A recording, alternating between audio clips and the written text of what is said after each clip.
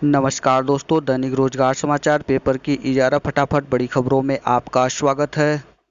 इजारा प्रमुख खबरों को देखने से पहले आपसे निवेदन है कि देव एकेडमी को सब्सक्राइब जरूर करिएगा।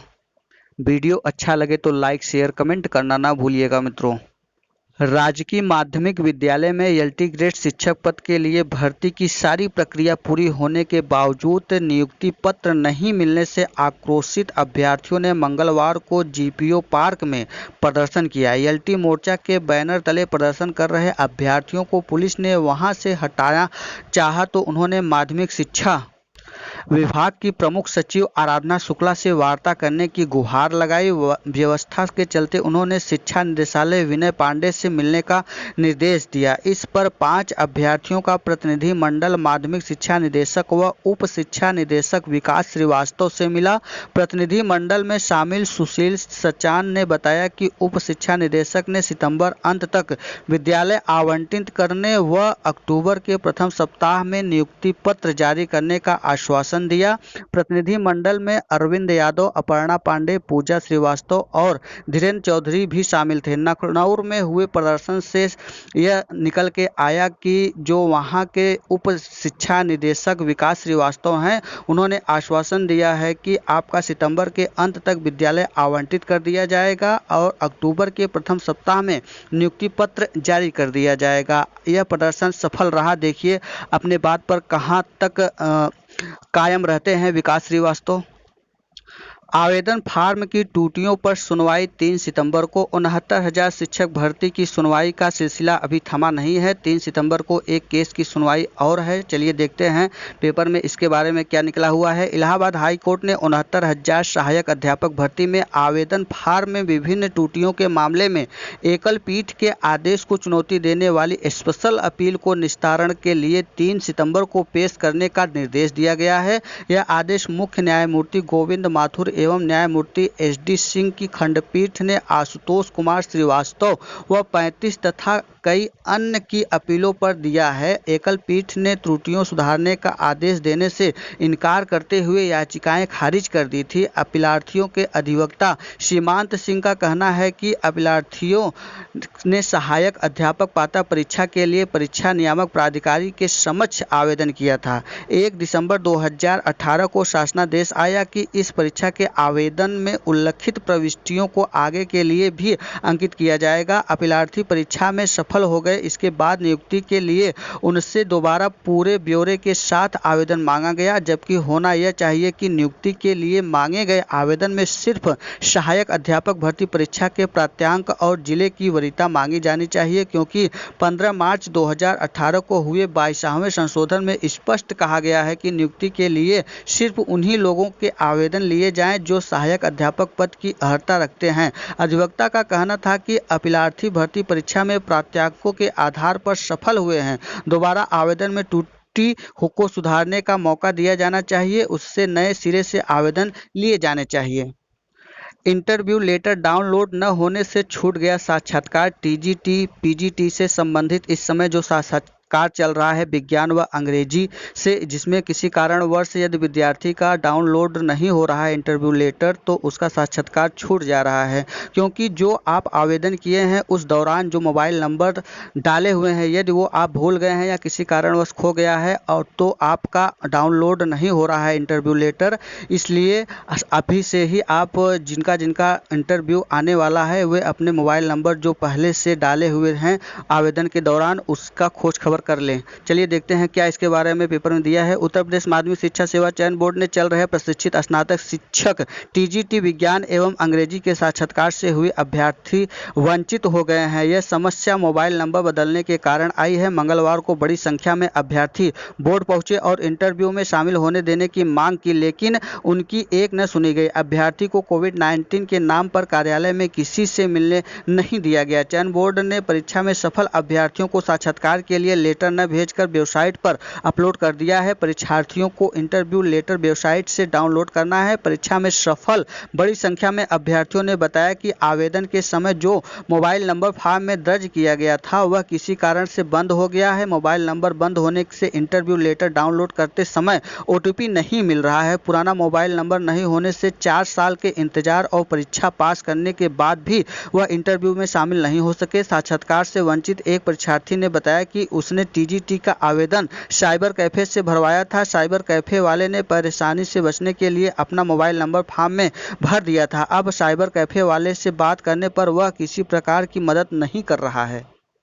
बहुत अच्छी खबर निकल के आ रही है TGT PGT के ज्वाइनिंग से संबंधित। यदि विद्यालय प्रबंधक ज्वाइनिंग नहीं करवा रहा है तो आप इसकी शिकायत कर सकते हैं और इस जो नहीं प्रबंधक करवाएगा उस पर कड़ी कार्रवाई की जाएगी। चलिए देखते हैं इसके संबंध में क्या है पेपर में। प्रदेश के एडेड माध्यमिक कॉलेज में प्रोक्ता व फिर प्रशिक्षित स्नातक शिक्षक पद पर चयनितों को आवंटित कॉलेज में ज्वाइनिंग न कराने पर कड़ी कार्रवाई होगी।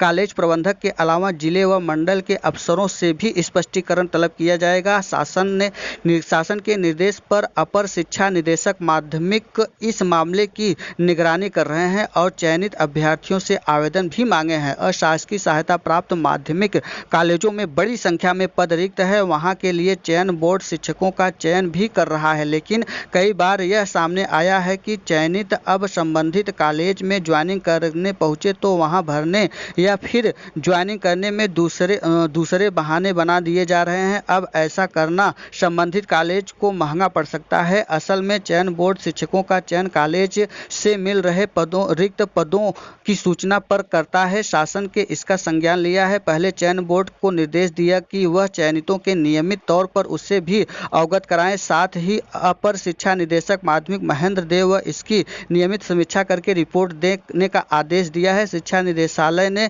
इस संबंध में विज्ञापन जारी करके ऐसे अभ्यर्थियों से आवेदन मांगे हैं जिन्होंने ज्वाइनिंग नहीं कराया गया है। एडी माध्यमिक महेंद्र कहते हैं कि आवेदन मिलने के बाद उनकी समीक्षा की जाएगी। विभागीय अफसर जिला विद्यालय निरीक्षक व मंडलीय संयुक्त शिक्षा निदेशक से रिपोर्ट लेने के साथ ही संबंधित कॉलेज से स्पष्टीकरण लिया जाएगा और इसके बाद कार्रवाई के लिए शासन को लिखा जाएगा। इससे मान्यता प्रत्यावर्तन तय की कार्रवाई करने की तैयारी है। अर्थात जिन लोगों का ज्वाइनिंग नहीं हो पा रहा है, जिनका चयन TGT PGT में हुआ है, तो वे घबराए नहीं। शासन इस पर संज्ञान लिया हुआ है। प्रबंधक के ऊपर जरूर से जरूर कार्रवाई होगी यदि वह ज्वाइनिंग नहीं कराता है तो। लोक सेवा आयोग सितंबर माह में 2 बड़े परिणाम की घोषणा कर सकता है। चलिए देखते हैं कौन वे 2 बड़े परिणाम हो सकते हैं। उत्तर प्रदेश लोक सेवा आयोग ने सितंबर में 2 बड़ी परीक्षाओं के अंतिम चयन परिणाम जारी करेगा। इसमें PCS 2018 और सहायक वन संरक्षक क्षेत्रीय वन अधिकारी 2017 शामिल है। PCS 2018 की इंटरव्यू प्रक्रिया मंगलवार को पूरा हो गई है, जबकि ACF RFO का इंटरव्यू 1 से 4 सितंबर तक आयोजित किया जाएगा। PCS के 988 पदों पर भर्ती के लिए इंटरव्यू 15 जुलाई से शुरू हुआ था। इंटरव्यू में शामिल होने के लिए 2669 अभ्यर्थियों को मुख्य परीक्षा में सफल घोषित किया गया था। अक्टूबर 2019 की हुई मुख्य परीक्षा में 16,738 अभ्यर्थी शामिल हुए थे। उत्तर प्रदेश लोक सेवा आयोग ने इस बार PCS 2018 की मुख्य परीक्षा बदले पैटर्न पर आयोजित की गई थी। यह पहली PCS परीक्षा है। संघ लोक सेवा आयोग की सिविल सेवा परीक्षा की तर्ज पर आयोजित की गई। इस परीक्षा में तमाम बड़े बदलाव किए गए। मुख्य परीक्षा के प्रश्न पत्र का प्रारूप भी बदल दिया गया। PCS 2018 के इंटरव्यू भी बदलाव किया गया है। साक्षात्कार 200 के बजाय 100 अंक का कर दिया गया है। विशेषज्ञों का मानना है कि परीक्षा परिणाम पर इस बदलाव पर असर देखने को मिलेगा। अंतिम चयन परिणाम सितंबर के मध्य तक घोषित किए जाने की तैयारी है। दूसरी ओर 1 से 4 सितंबर तक APF RFO 2017 के अभ्यर्थियों का इंटरव्यू होने जा रहा है।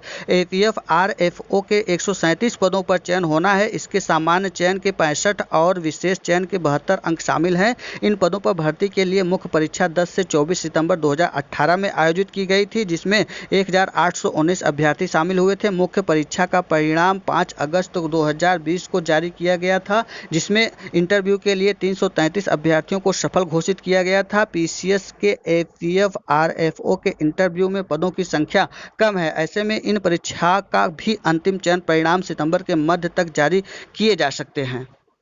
आरओ एआरओ 2016 से संबंधित जो परीक्षा केंद्र भरवाया जा रहा था उसका आखिरी डेट कल तक था, लेकिन लोक सेवा आयोग ने एक दिन और बढ़ा दिया है। चलिए देखते हैं क्या है खबर। उत्तर प्रदेश लोक सेवा आयोग ने सहायक समीक्षा अधिकारी 2016 के अभ्यर्थियों के लिए परीक्षा केंद्र का विकल्प देने का तिथि 26 अगस्त तक बढ़ा दिया है। ऐसे में अभ्यर्थियों को अब 2 दिन का अतिरिक्त समय मिल गया है। पहले इसके लिए 25 अगस्त अंतिम तिथि निर्धारित की गई थी।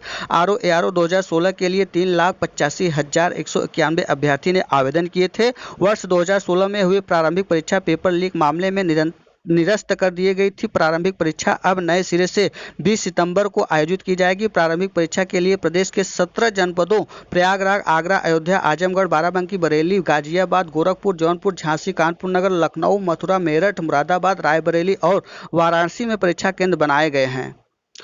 कोरोना काल में संवारे जा रहे हैं कस्तूरबा विद्यालय। इन दिनों सभी कस्तूरबा गांधी आवासीय विद्यालय बंद हैं। छात्राएं अपने घरों में हैं। इस समयावधि का प्रयोग विद्यालय की व्यवस्था चुस्त दुरुस्त करने में किया जा रहा है। बजट भी जारी कर दिया गया है। प्रयागराज में कुल 20 कस्तूरबा गांधी आवासीय बालिका विद्यालय हैं। प्रत्येक में 100 छात्राओं के दाखिले की व्यवस्था है। जिला समन्वयक ताज अंसारी का बताया कि प्रत्येक विद्यालय के लिए 1.50 लाख रुपए हॉस्टल में मेंटेनेंट के मद में है, जबकि 1,50,000 रुपये बिजली की व्यवस्था को लेकर है। 1 लाख रुपये विविधिक मद और यानी कुल 4 लाख रुपये शासन के मिले हुए हैं। सभी विद्यालय में खासकर स्वच्छता और पेयजल की व्यवस्था ठीक की जा रही है। मल्टीपल हैंडवाश सिस्टम लगाने, रसोई, मेंस शौचालय, स्नानागार आदि में टाइल्स लगाने जा रहे हैं। वहीं वॉश बेसिन व सिंक का भी इंतजाम किया जा रहा है। छात्राओं के लिए आरओ बिजली की व्यवस्था भी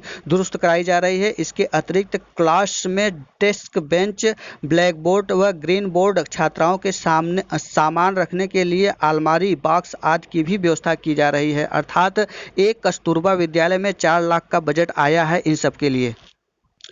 टीजीटी, पीजीटी में प्रतीक्षा सूची के चयनितों को नियुक्ति देने की तैयारी शुरू कर दिया गया है। प्रदेश के एडेड माध्यमिक कॉलेजों में करीब 400 प्रशिक्षित स्नातक शिक्षकों की नियुक्ति देने की तैयारी है। 2013 भर्ती के रिक्त पदों पर चयन के लिए प्रतीक्षा सूची के अभ्यर्थियों की काउंसलिंग फरवरी में कराई जा चुकी है। इधर शिक्षा निदेशालय में अभिलेखों की जाँच चल रही है, लेकिन कोर्ट के आदेश और शासन ने भी नियुक्ति के बाद जाँच कराने का आदेश दिया है। और शासकीय सहायता प्राप्त माध्यमिक कॉलेज के लिए 2013 भर्ती में प्रशिक्षित स्नातक शिक्षक यानी टीजीटी का चयन हुआ था। माध्यमिक शिक्षा सेवा चयन बोर्ड उत्तर प्रदेश ने 29 दिसंबर 2013 को 6028 पदों के लिए भर्ती शुरू की थी। उसका परिणाम 2017 में जारी हुआ। अभ्यर्थियों की रिक्त 606 पदों को भरने की मांग करते रहे, लेकिन उनकी अनसुनी हुई तो वे हाई कोर्ट पहुंच गए और प्रतीक्षा सूची में रिक्त पद भरने के लिए याचिका दाखिल की। कोर्ट ने 28 दिसंबर 2019 व 22 जनवरी 2020 को आदेश दिया था कि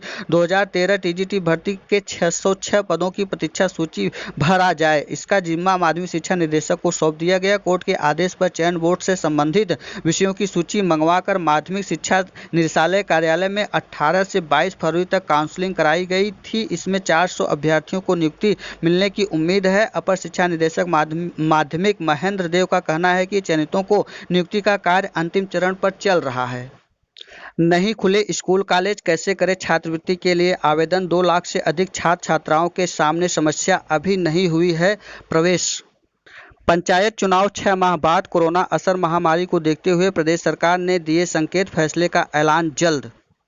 कनिष्ठ सहायक भर्ती के खाली पदों को भरने की याचिका पर जवाब तलब। इलाहाबाद हाई कोर्ट ने उत्तर प्रदेश अधीनस्थ सेवा चयन आयोग की 2016 की कनिष्ठ सहायक के 5288 पदों की भर्ती के रिक्त पदों को कैरी फॉरवर्ड करने की अवैधता की चुनौती देने वाली याचिका पर राज्य सरकार व आयोग ने 3 सप्ताह में जवाब मांगा है। यह आदेश न्यायमूर्ति शरद श्रीवास्तव ने देवरिया के अमित कुमार पांडे व 3 अन्य याचिका पर अधिवक्ता एमन सिद्दीकी को सुनकर दिया है। 47 शिक्षकों को राष्ट्रीय पुरस्कार, केंद्र सरकार ने राज्यों को नामों की सूची भेजी। इस साल नहीं होगा कार्यक्रम। दिल्ली में आदर्श नगर स्थित स्कूल के शिक्षक सुरेंद्र सिंह को भी मिलेगा पुरस्कार। राष्ट्रपति रामनाथ कोविंद शिक्षकों को 5 सितंबर को ऑनलाइन संबोधित करेंगे। नीट परीक्षा के दौरान एक कमरे में 12 छात्र ही बैठेंगे। नीट परीक्षा में पहले एक कक्षा में 24 छात्रों के बैठने का नियम था। जेईई में पाली 8 से 12 हुई। केंद्र 2546 से बढ़ाकर 3843 किए गए। कोरोना प्रदेश में संक्रमितों की संख्या बढ़ी लेकिन मृत्यु दर घट गया है। रोजाना अब 1,30,000 जांच किए जा रहे हैं। ये था आज का दैनिक रोजगार समाचार पेपर की इजारा फटाफट बड़ी खबरें। वीडियो अच्छा लगा हो तो देव एकेडमी को सब्सक्राइब, लाइक, शेयर, कमेंट करना ना भूलिएगा दोस्तों। वीडियो में अंत तक बने रहने के लिए बहुत बहुत धन्यवाद। फिर मिलते हैं एक नई सूचना के साथ, तब तक के लिए नमस्कार।